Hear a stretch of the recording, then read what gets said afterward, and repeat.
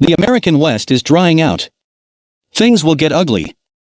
The incredible pictures of a depleted Lake Mead, on the Nevada-Arizona border, illustrate the effects of drought brought on by climate change. Later this year, the U.S. government will almost certainly declare the first-ever water shortage along the Colorado River. Maps show more than a quarter of the U.S. is in exceptional drought, underscoring the scope of a decades-long dryout. Stories are popping up across the West of possible rationing, coming restrictions, and looming standoffs between farmers and the government over the most precious natural resource. Restrictions. States like Arizona and Nevada are almost guaranteed to have their water allotment from the Colorado River cut back, which through a complicated drought contingency tier system agreed to by states in 2019 will affect farmers first. But the warning signs are there for urban areas and surrounding states to conserve and evolve.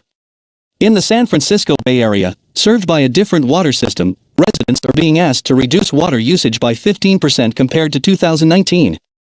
Houseboats were removed from the state's second-largest reservoir because the water level fell so low. The hydropower plant at the same reservoir may be forced offline for the first time because of low water. Standoff. To the north, there's a sharp disagreement in Oregon between farmers cut off from water to irrigate their potatoes and federal officials trying to save an endangered species of fish.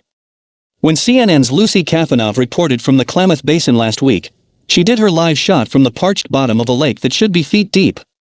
The farmers set up shop in a tent outside the canal headgate and were all but threatening to break in and open the gates themselves, like they did 20 years ago.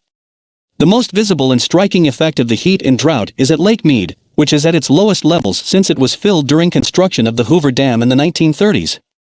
Less snowpack and more evaporation from hot temperatures have taken their toll over the course of decades to the point where it's dropped more than 140 feet since 2000 and sits at not much more than a third of its capacity. Now for an aside on the Hoover Dam, government spending and climate change. The dam, talk about an infrastructure project. President Joe Biden came to office promising a New Deal-level investment in infrastructure.